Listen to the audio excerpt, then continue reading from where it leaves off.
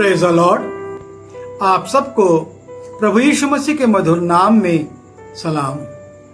हम परमेश्वर का धन्यवाद करते हैं कि एक बार फिर हम इस अवसर को प्राप्त कर सके हैं कि उसके वचन में से कुछ एक बातों पर विचार करें और अपने जीवन के लिए उस पर चिंतन कर सकें। इन दिनों में हम यीशु के पुनरुत्थान के बाद की घटनाओं पर अध्ययन कर रहे हैं और आइए हम अध्ययन में आगे जाएं। उसके पहले हम प्रार्थना करें। प्रभु जी, आप मेरी सहायता कीजिए ताकि मैं आपके वचन को आपकी इच्छा अनुसार बांट सकूं। पवित्र आत्मा का अभिषेक दीजिए ताकि पवित्र आत्मा में होकर पवित्र वचन को बांटूं और मेरे सुनने वाले पवित्र आत्मा में होकर इसे ग्रहण कर सकें और हम सब इस पर चलें और आपकी महिमा करें। विनती यीशु मसीह के नाम से मांगते हैं, आमीन। पिछले 3 संदेशों में हमने यीशु मसीह के पुनरुत्थान के बाद जब वो महिलाओं से मिले, उसके बाद मरियम मगदलीनी से मिले और उसके बाद 2 चेले जो कि इम्माउस की ओर जा रहे थे उनसे मुलाकात किए और जिस प्रकार से उन्होंने उनके साथ व्यवहार किया उन विषयों पर हमने संदेश सुने थे। आज हम फिर से यीशु मसीह के पुनरुत्थान के बाद जब वो अपने चेलों पर प्रकट होते हैं, हम उस दृश्य को देखें और देखें कि कैसे प्रभु यीशु मसीह ने उनसे बातचीत करी और कुछ एक विषयों को उनके सामने रखा, क्योंकि यीशु मसीह जानते थे कि लोगों के मन में किस प्रकार की शंकाएं हैं, किस प्रकार के विचार हैं और इसलिए उन्होंने उन बातों का उल्लेख किया ताकि लोग जान सकें। जब हम पुनरुत्थान की बात करते हैं तो बाइबल में हम 3 प्रकार के पुनरुत्थानों को प्राप्त करते हैं। 3 प्रकार के पुनरुत्थान हैं। पहला प्रकार का जो पुनरुत्थान है और वो देह सहित है, जिसमें कि एक मृतक अपनी देह के साथ जी उठता है। जब हम पुराने नियम में जाते हैं और पहला राजा उसके 17वें अध्याय के 17वें पद से देखते हैं, वहां पर एलिया का उल्लेख है जो कि सारपत की विधवा के बेटे को जो कि मर जाता है उसको पुनर्जीवित करता है। उसके बाद जब हम आगे बढ़ते हैं, एलिशा के द्वारा भी शुनेमिन के पुत्र को पुनः जीवित किया जाता है और वो भी उस बच्चे को गोद में लेकर चली जाती है। और जब हम बढ़ते बढ़ते यहेजकेल की पुस्तक में जाते हैं, वहां पर सूखी हड्डियों का उल्लेख है। जब हम यहेजकेल उसके 37वें अध्याय में जाते हैं और पहले 10 पदों को देखते हैं, वहां पर एक तराई में सूखी हड्डियां पड़ी हुई हैं और परमेश्वर का आत्मा कहता है कि इनसे बातचीत कर, भविष्यवाणी कर, और यहेजकेल उनसे भविष्यवाणी करता है और उन पर मांस आता है, नसें आती हैं और उसके ऊपर खाल आती है और वो हड्डियां जो बिखरी हुई थी जुड़कर मनुष्य बन जाती हैं और फिर वो श्वास के लिए भविष्यवाणी करता है और एक सेना खड़ी हो जाती है। नए नियम में यीशु मसीह भी 12 वर्ष की एक बेटी को मृतकों में से जी उठाते हैं। वो जी उठती है, लोग हंसी करते हैं। जब यीशु मसीह ने कहा था कि अरे ये तो सो रही है, लोग हंसी करते हैं, लेकिन यीशु मसीह उस बच्ची को जीवित करके उसके माता पिता को सौंप देते हैं। उसके बाद एक विधवा के बेटे को वो जीवित करते हैं जो कि शमशान घाट की ओर ले जाया जा रहा था। और उसके बाद जब हम यूहन्ना के 11वें अध्याय में आते हैं, वहां पर वो 4 दिन के मृतक लाजर को जिंदा करते हैं। और पतरस भी जब हम प्रेरितों का काम उसके 9वें अध्याय में जाते हैं, दोरकास नाम की एक स्त्री को जो बड़ी भली थी और अच्छे अच्छे काम करती थी, विधवाओं की सहायता करती थी, जब वो मर जाती है और उसको बुलाया जाता है, वो प्रार्थना करता है और दोरकास को भी जीवित कर देता है। ये जितने भी पात्र हैं ये हैं उस श्रेणी के जिसमें कि देह सहित पुनरुत्थान हुआ। लेकिन ये सारे लोग पुनः चाहे 1 वर्ष बाद, चाहे 2 वर्ष बाद या और अधिक जीने के बाद मर गए। इनका पुनरुत्थान हुआ, ये मृतकों में से जी उठे, लेकिन उसके बाद इनको पुनः मृत्यु प्राप्त हुई। दूसरा पुनरुत्थान जो बाइबल में वर्णित है और वो है देह रहित पुनरुत्थान, जिसमें कि लोगों का पुनरुत्थान तो हुआ लेकिन उनकी देह नहीं थी। जब हम मत्ती रचित सुसमाचार उसके 27वें अध्याय में जाते हैं और उसमें हम पढ़ते हैं 53वें पद में, वहां पर इस प्रकार से लिखा हुआ है, और कब्रें खुल गईं और सोए हुए पवित्र लोगों की बहुत लोथें जी उठी, और उसके जी उठने के बाद वे कब्रों में से निकलकर पवित्र नगर में गए और बहुतों को दिखाई दिए। ये लोग बहुतों को दिखाई दिए, लेकिन इनकी देह किस प्रकार की थी ऐसा नहीं पता चलता है। और उसके बाद जब हम प्रकाशित वाक्य उसके 20वें अध्याय के 13वें पद में जाते हैं, वहां पर भी पुनरुत्थान का उल्लेख है और लिखा है कि समुद्र ने उन मरे हुओं को जो उसमें थे दे दिया, और मृत्यु और अधोलोक ने उन मरे हुओं को जो उनमें थे दे दिया, और उनमें से हर एक के काम के अनुसार उनका न्याय किया गया। यहाँ पर भी पुनरुत्थान हुआ, लेकिन वो लोगों की लोथे नहीं, लेकिन वो आत्मा में उठकर परमेश्वर के पास चले गए। और जब हम पहला थिस्सलुनीकियों की पुस्तक पढ़ते हैं और उसके 4थे अध्याय में जाते हैं, वहां पर भी हम पुनरुत्थान का उल्लेख पाते हैं। पहला थिस्सलुनी उसके 4थे अध्याय के 14वें पद से हम देखते हैं, लिखा है कि क्योंकि यदि हम प्रतीति करते हैं कि यीशु मरा और जी भी उठा, तो वैसे ही परमेश्वर उन्हें भी जो यीशु में सो गए हैं उसी के साथ ले जाएगा। क्योंकि हम प्रभु के वचन के अनुसार तुमसे ये कहते हैं कि हम जो जीवित हैं और प्रभु के आने तक बचे रहते हैं, सोए हुओं में से कभी आगे ना बढ़ेंगे। क्योंकि प्रभु आप ही स्वर्ग से उतरेगा, उस समय ललकार और प्रधान दूत का शब्द सुनाई देगा और परमेश्वर की तुरही फूंकी जाएगी, और जो मसीह में बने हैं वे पहले जी उठेंगे।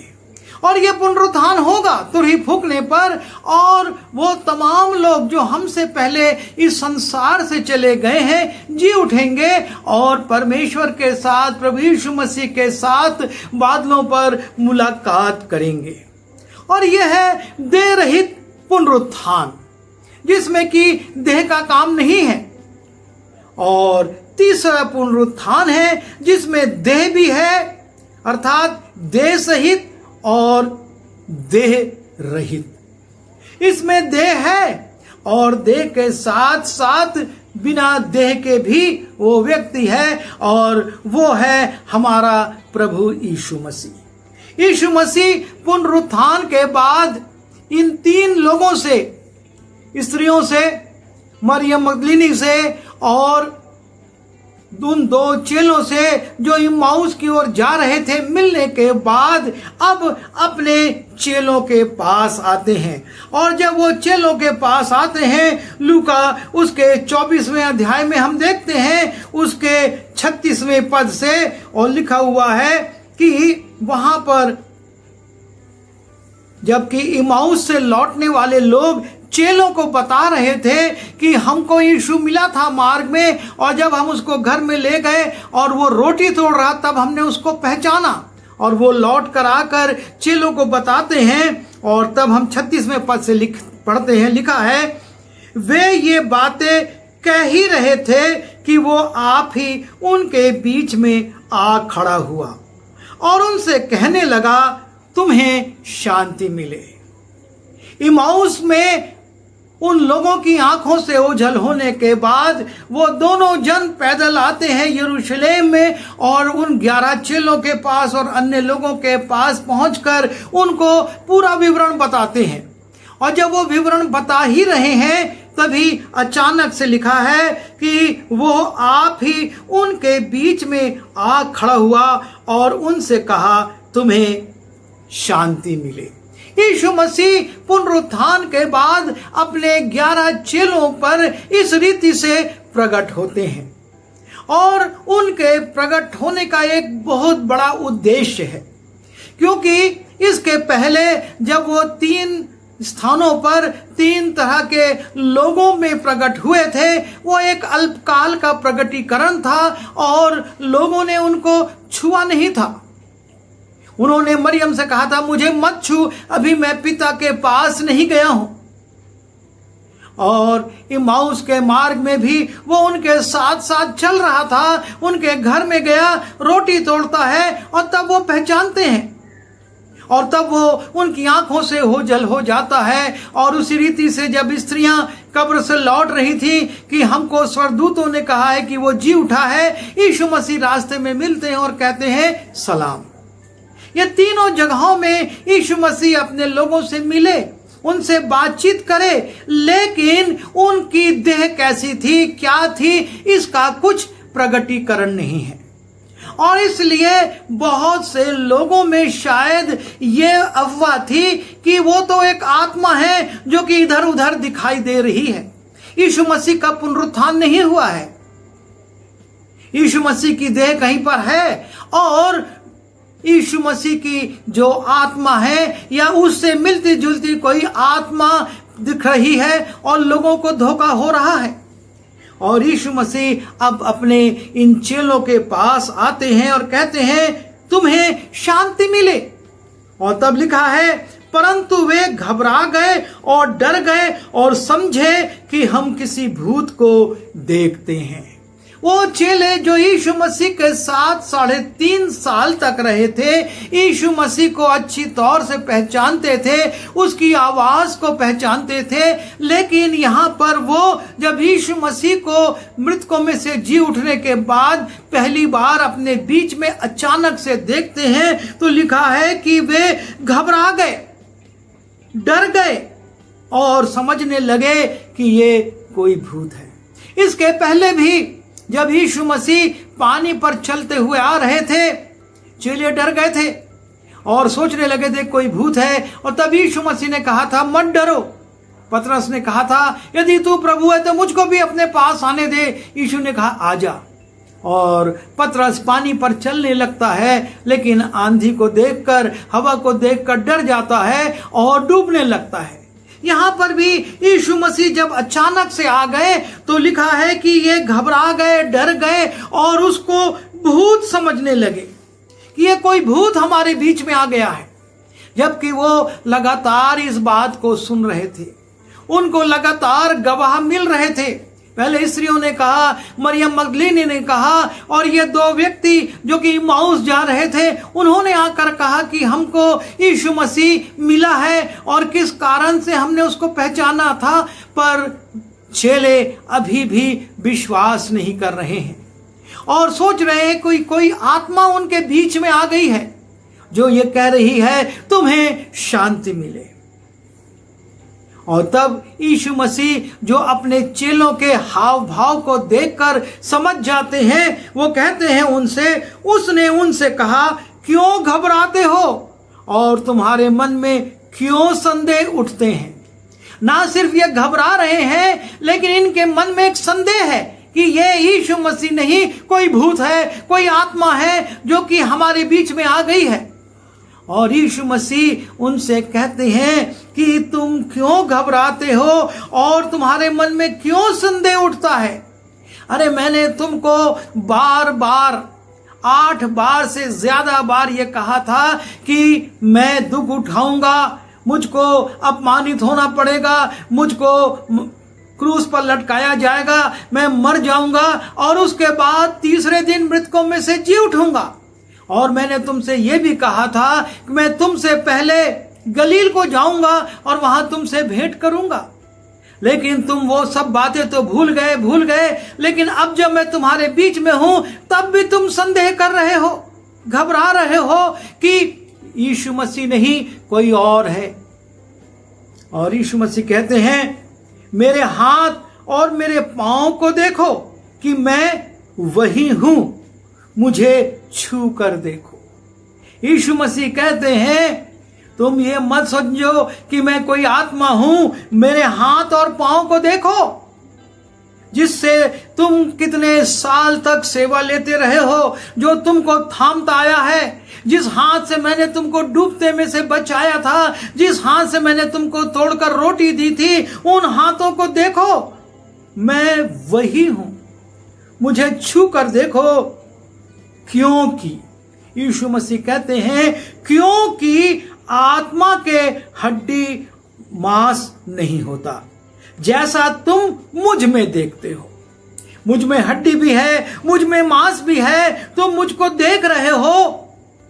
मैं आत्मा नहीं हूं, मैं सदेह जी उठा हूं। क्योंकि यह बहुत बड़ी अफवाह वहां पर थी। पैसा देकर सैनिकों को खरीदा गया था कि तुम कहना कि जब हम सो रहे थे यीशु मसीह के चेले उसकी देह को चुरा कर ले गए। और इसलिए पूरे यरूशलेम में यह भ्रांति थी कि यीशु मसीह की देह कब्र में से चुरा ली गई है। और ये चेले भी नहीं समझ पा रहे थे कि यीशु मसीह जी उठे हैं कि वास्तव में उनकी देह चुरा ली गई है। और लोगों में एक भ्रांति फैलाई जा रही थी। और इसलिए पुनरुत्थान के बाद यीशु मसीह अपने चेलों के पास आते हैं और उनसे कहते हैं मत घबराओ, तुम संदेह मत करो, मेरे पांवों को देखो, मेरे हाथों को देखो, मुझे छू कर देखो। क्योंकि आत्मा के हड्डी मांस नहीं होता जैसा मुझ में देखते हो। यीशु मसीह जानते हैं कि आपके और मेरे मन में क्या विचार उठ रहे हैं, कैसे संदेह उठ रहे हैं। परमेश्वर की सामर्थ के प्रति अभी भी उनके चेले शंकित हैं, जिसने कि उनके सामने 4 दिन पुराना मुर्दा जीवित कर दिया था, जिसने बड़े बड़े आश्चर्य कर्म किए थे, आंधी तूफान को डांट दिया था। और वो स्वयं कहते हैं कि ये कौन है जो आंधी और तूफान भी इसकी आज्ञा मानते हैं। और जब वो जी उठा तो उनके मन में शक आने लगा। और तब यीशु मसीह कहते हैं तुम मुझको छुओ, मेरी देह है, मेरा मांस है, मेरे पास हड्डी है, और तुम उसको स्पर्श करो।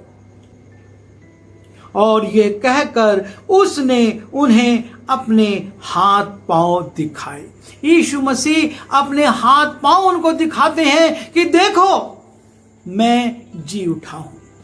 संसार के भ्रांति को दूर करो, लोगों की भ्रांति को दूर करो, क्योंकि यीशु मसीह का पुनरुत्थान ही यीशु मसीह को संसार के हर एक देवी देवता से, हर एक परमेश्वर से अलग करता है। सब आए, जीवन जिए, अच्छी शिक्षा दिए, अच्छे अच्छे काम किए, सामर्थ के काम भी किए, और उसके बाद वो मर गए, और मरने के बाद वो इस मिट्टी में मिल गए। लेकिन यीशु मसीह क्रूस पर चढ़ाए गए, गाड़े गए, और तीसरे दिन सहदेह जी उठे हैं। अब उनकी आत्मा लोगों के बीच में विचरण नहीं कर रही है, इस प्रकार की भ्रांति ना हो। लेकिन यीशु मसीह की कब्र खाली है, उसकी देह सड़ने नहीं पाई, जैसा कि भजन में दाऊद ने भविष्यवाणी कर दी थी कि उसकी देह नहीं सड़ेगी। और यीशु मसीह जी उठे, और इसलिए वो कहते हैं, ये कहकर उसने उन्हें अपने हाथ पांव दिखाए। यीशु मसीह पुनरुत्थान के बाद अपने चेलों पर यह प्रकट कर रहे हैं कि वो सदेह जी उठे हैं। और जब हम बीच बीच में जाते हैं मरकुस रचित सुसमाचार उसके 14वें अध्याय में, 16वें अध्याय के 14वें पद में, या हम यूहन्ना उसके 20वें अध्याय के 19वें 20वें पद में हम देखते हैं दरवाजे बंद हैं, लेकिन यीशु मसीह वहां पर प्रवेश कर जाते हैं। और इसलिए मैंने कहा था कि तीन प्रकार के पुनरुत्थान बाइबल में दिए गए हैं। पहला सदेह है, जिसमें कि लोग अपनी देह के साथ उठे और उसके बाद कुछ वर्षों बाद वो मर भी गए और उनकी देह मिट्टी में मिल गई, उनकी मृत देह इस संसार में ही रह गई। दूसरा पुनरुत्थान, जबकि तुरही फूंकी जाएगी और लोग जी उठेंगे और समुंदर से और भूमंडल से लोग दे दिए जाएंगे। और ये तीसरा पुनरुत्थान यीशु मसीह का है, जिसमें देह भी है और देह नहीं भी है। यीशु मसीह ऐसे स्थानों पर पहुंच रहे हैं जहां दरवाजे बंद हैं, देह सहित कोई नहीं पहुंच सकता, लेकिन यीशु मसीह चूंकि परमेश्वर के पुत्र हैं, वो उसमें पहुंच जा रहे हैं और वहां पर जाकर वो अपनी देह भी उनको दिखा रहे हैं और कह रहे हैं, देखो मेरे हाथ, इसमें हड्डी है, इसमें मांस है। और उसके बाद वो और आगे बढ़ते हैं। जब आनंद के मारे चेलों को प्रतीति न हुई और आश्चर्य करते थे, तो उसने उनसे पूछा, क्या तुम्हारे पास कुछ भोजन है? क्योंकि सदेह व्यक्ति ही भोजन कर सकता है, आत्मा भोजन नहीं करती है। और जब यीशु मसीह देखते हैं कि चेले आनंदित तो हो रहे हैं, लेकिन अभी भी उनको विश्वास नहीं हो रहा कि हम अपनी आंखों से जो देख रहे हैं वो सही है या गलत, तो उसको और सिद्ध करने के लिए यीशु मसीह मछली मांगते हैं, बोलते हैं, तुम्हारे पास कुछ भोजन है? उन्होंने उसे भुनी मछलियों का टुकड़ा दिया, उसने लेकर उनके सामने खाया। यीशु मसीह ने न सिर्फ अपने हाथ पांव दिखाए, लेकिन उनसे कहा, तुम्हारे पास कुछ खाने को हो है? और जब उन्होंने उसको मछली के टुकड़े दिए, उसने उनको खा लिया, क्योंकि उसका पुनरुत्थान सदेह था। और इसलिए यीशु मसीह इस प्रगटीकरण में अपने चेलों को समझा रहे हैं कि तुम भ्रमित ना हो और ना संसार को भ्रमित होने दो कि यीशु मसीह का पुनरुत्थान नहीं हुआ। वो तो एक आत्मा दिखती थी और उसके बाद वो लोप हो गई। हमारा प्रभु यीशु मसीह सदेह जी उठा, अपने चेलों को दिखता है और उनके साथ वो भोजन भी करता है, उनको वो अपने हाथ पांव भी दिखाता है, अपनी देह भी दिखाता है। हमारा प्रभु यीशु मसीह जीवित है और अब वो परमेश्वर के दाहिने हाथ बैठकर हमारे लिए प्रार्थना कर रहा है। यीशु मसीह के पुनरुत्थान के बाद उसका ये प्रगटीकरण इस बात को प्रकट करता है कि वो न सिर्फ जी उठा था, लेकिन सदेह जी उठा था। और जब हम यूहन्ना रचित सुसमाचार उसके 21वें अध्याय में जाते हैं, वहां पर भी यीशु मसीह अपने चेलों से पूछते हैं 5वें पद में, तब यीशु ने उनसे कहा, हे बालकों, क्या तुम्हारे पास कुछ खाने को है? क्योंकि वो सदेह था और इसलिए वो चेलों से पूछता है, तुम्हारे पास कुछ खाने को है? और जब चेले किनारे आते हैं, लिखा हुआ है कि यीशु आया और रोटी लेकर उन्हें दी और वैसे ही मछली भी। यीशु ने अपने हाथ से, क्योंकि वो आत्मा नहीं देह में था, उसने रोटी उठाई अपने चेलों को दी, उसने मछली उठाई अपने चेलों को दी। हमारा प्रभु का पुनरुत्थान किसी रीति से लोगों के मध्य में शंका का कारण ना हो। यीशु मसीह सदेह जी उठा है और आज भी जीवित है और इस बात की साक्षी हमको संसार को देना है। संसार ये जाने कि यीशु मसीह सदेह जी उठा और वो आज भी जीवित है, क्योंकि वो परमेश्वर है, परमेश्वर का पुत्र है और हमारे पाप मोचन के लिए इस पृथ्वी पर आया था। आइए हम दुआ करें। प्रभु जी, हम धन्यवाद देते हैं आपके बड़े अनुग्रह के लिए कि आप इस पृथ्वी पर आए, आपने बड़े बड़े आश्चर्य कर्म किए, हमारे पाप मोचन के लिए, हमारे उद्धार के लिए, हमारे छुटकारे के लिए क्रूस को उठाया, मृत्यु को सहा और तीसरे दिन मृतकों में से जी उठे और आप सदैव इस पृथ्वी पर घूमते हुए अपने लोगों से मिलते हैं और उनको आशीष देते हैं, उनसे कहते हैं तुम्हें शांति मिले, और आपने उनके साथ भोजन भी किया। हम आपके इस बड़े प्रेम के लिए और अद्भुत पुनरुत्थान के लिए आपका लाखों लाख धन्यवाद देते हैं और विनती करते हैं कि सारा संसार आपके पुनरुत्थान को समझे और इस बात पर विश्वास करे कि आप फिर से आएंगे ताकि अपने लोगों को अपने साथ ले जाएं। विनती यीशु मसीह के नाम से मांगता हूँ, आमीन।